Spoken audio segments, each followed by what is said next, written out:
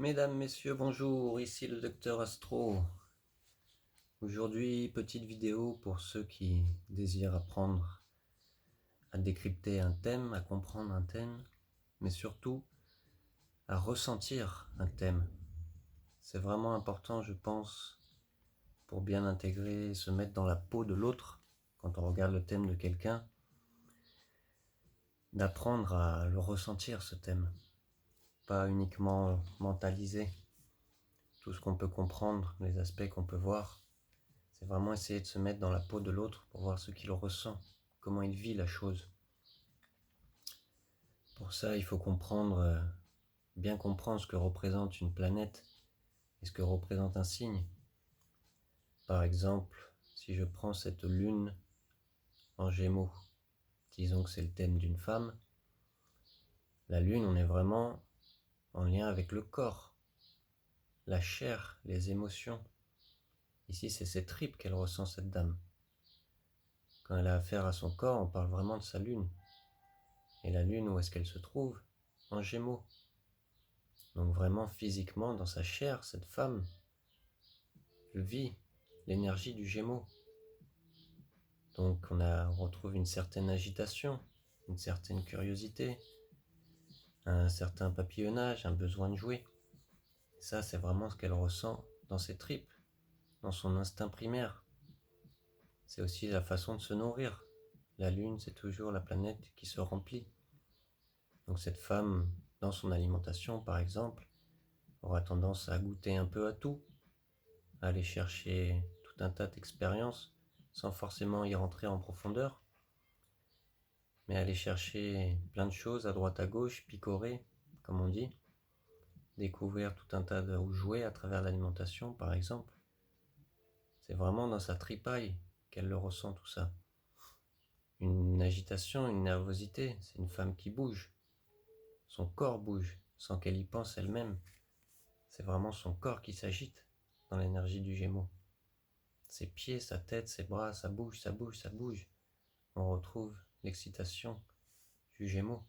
Il faut vraiment essayer de le ressentir, comment cette personne vit avec son corps. Et il faut notamment prendre en compte évidemment les aspects qu'il peut y avoir. On voit ici que cette femme a une Vénus carré Lune.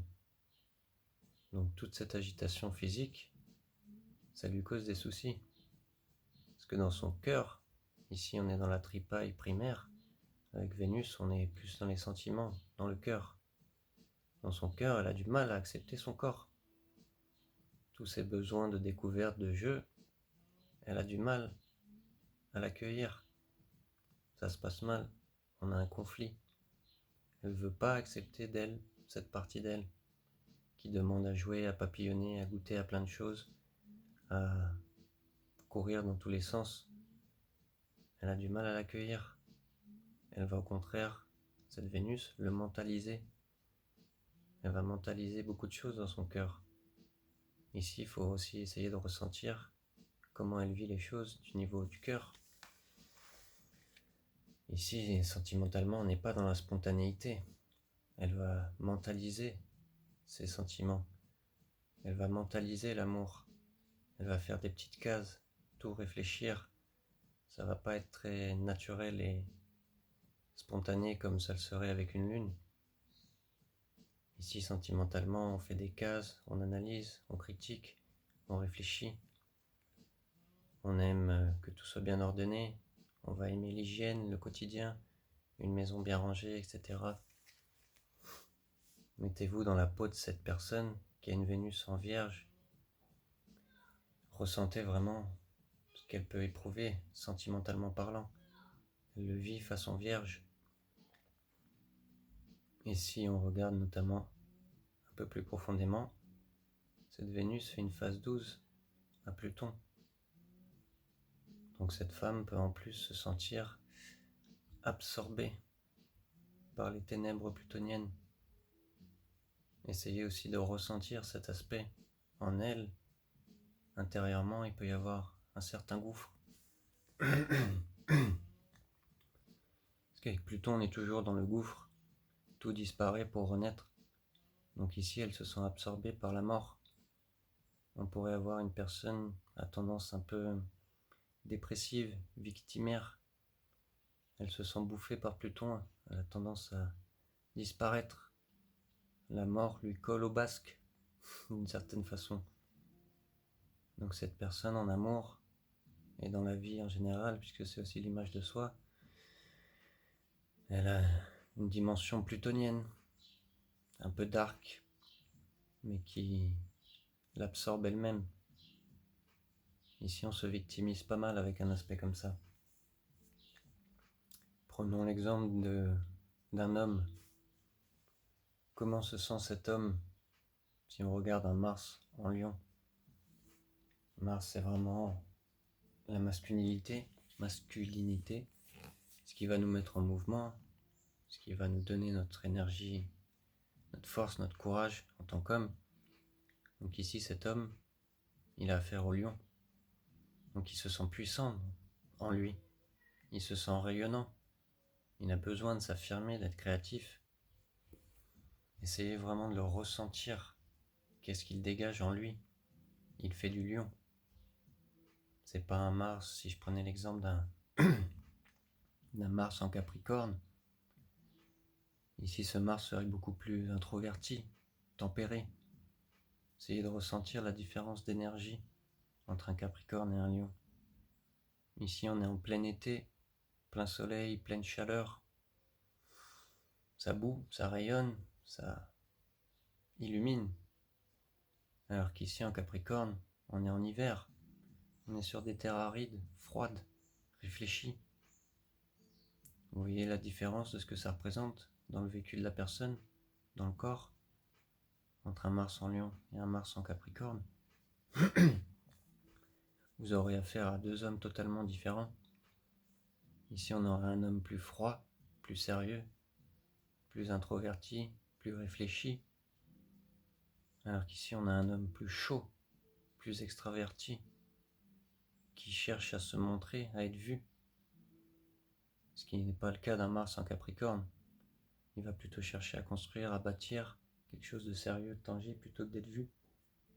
Mais essayez de le voir vraiment dans le ressenti. Pareil, si ce Mars était en Scorpion, par exemple, on se rapprocherait plus d'un Capricorne que d'un Lion. Si le Mars en Scorpion, on aurait quelqu'un d'assez discret, assez secret, qui au final est quelqu'un de fusionnel. Mais dans sa chair, ce serait beaucoup plus intense et transformateur qu'un Mars en Lion, par exemple. Un Mars en Scorpion, on aurait quelqu'un de plus ténébreux, plus tiraillé, qu'un Mars en Lion qui cherche à s'affirmer, à être vu, à rayonner. Essayez vraiment de ressentir le thème en premier abord plutôt que de le mentaliser. Qu'est-ce que dégage énergétiquement la personne? Si je me réfère à l'ascendant par exemple, ascendant, Sagittaire. Ici on a aussi le comportement spontané, naturel de la personne. Et il fait du Sagittaire. Donc quand vous êtes en présence de cette personne, vous allez ressentir ce Sagittaire. On a quelqu'un ici de Sagittaire. On a un Scorpion, ascendant Sagittaire. On a un Sagittaire qui voit les choses comme un Scorpion. Dans son comportement naturel, il nous fait du Sagittaire. Donc on a quelqu'un d'assez jovial quand même, un bon vivant, quelqu'un de solide. On a aussi quelqu'un qui aime voyager, bouger. On a quelqu'un de vif, qui n'aura pas de souci à se montrer en société, à être bien intégré. Ressentez bien ce que ça peut être, cet ascendant Sagittaire. Imaginez qu'on ait un ascendant, que cet ascendant soit en Cancer. En présence de cette personne, ce serait totalement différent. Ici, on a un bon vivant extraverti qui a la tchatch, qui ose être bien intégré, monsieur et madame plus. Alors que si cet ascendant était en Cancer, ici, vous auriez quelqu'un beaucoup plus sensible, émotif, qui n'a pas la tchatch et la proportion à se montrer qu'a le Sagittaire. Ici, on a du feu, Ici, on a de l'eau. Deux énergies très différentes. Donc essayez bien de ressentir ce que serait un ascendant Sagittaire comparé à un ascendant Cancer. Vous auriez deux personnes très très différentes, puisque l'énergie n'est pas du tout la même. Ici, on est dans l'émotion tournée vers soi, sa famille, ses besoins. Ici, on est tourné vers la société, aussi une certaine forme de rayonnement, moins égotique peut-être que la façon Lion. On est plus dans l'intégration sociale. Essayez vraiment de ressentir le thème. C'est très important, plus que de le mentaliser. Ressentez les énergies, essayez de ressentir ce que représente une planète. Pluton est vraiment à faire avec la mort. On va au fond des choses, on détruit tout pour reconstruire, pour renaître. La Lune, on a affaire à nos tripes, notre instinct primaire, nos émotions. Mars, notre courage, l'énergie qui nous force à bouger. Avec Saturne, on est dans la part de nous qui s'ancre. C'est le noyau dur ici. On prend le temps, on réfléchit, on calcule, on se sent un peu limité, même retenu. C'est notre part adulte en nous. Ici, cette personne, il est en Verseau. Donc au fond de lui, on a quelqu'un qui va quand même viser à être dans le collectif, à viser une certaine humanité. Excusez-moi, j'ai la gorge un peu arrachée. Elle est profondément tournée vers le groupe, bien qu'elle peut se le refuser en début de vie peut-être. Mais le noyau dur, au fond d'elle, cette personne vise à quelque chose de collectif, un ensemble. C'est vraiment de ressentir les planètes, de ressentir le thème. Cette personne, par exemple, toujours prendre en compte, c'est un ensemble. C'est là toute la difficulté d'un thème. Déjà, il faut le ressentir, mais en plus avoir une vision d'ensemble.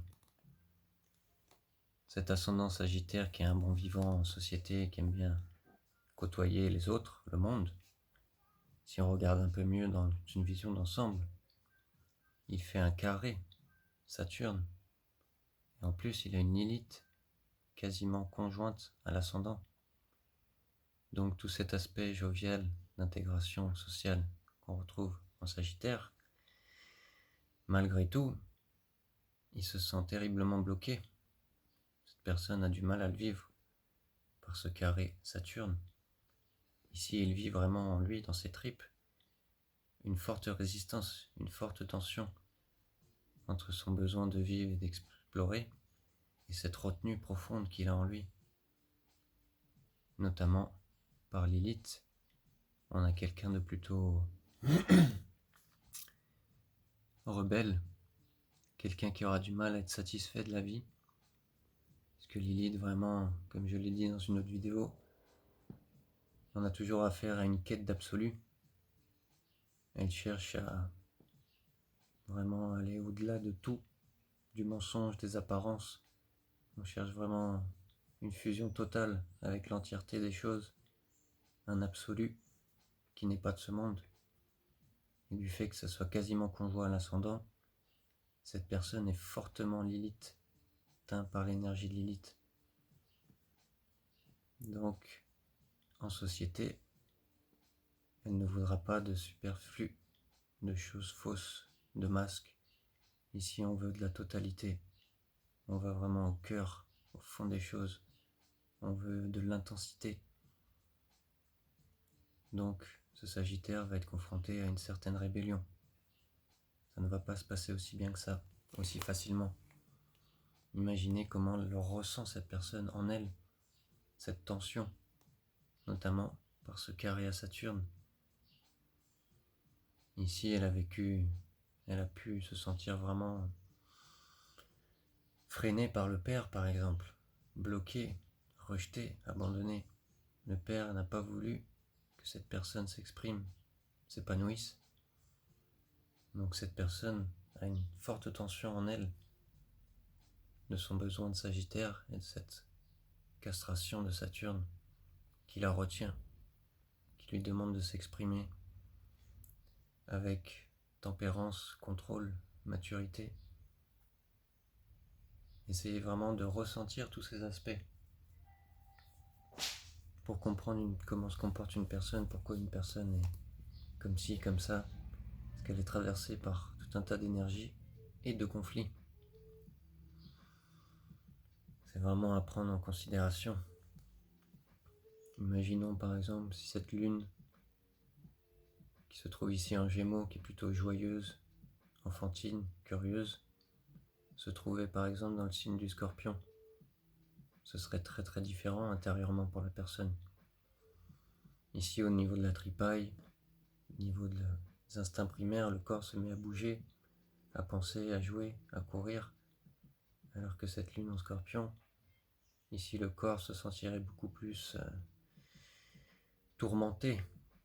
Ici on joue plus, on est dans une certaine forme de ténèbres, on se sent un peu borderline, on n'est plus dans l'énergie du Gémeaux. Ici on est dans le Scorpion, la mort, la transformation, aller au fond des choses.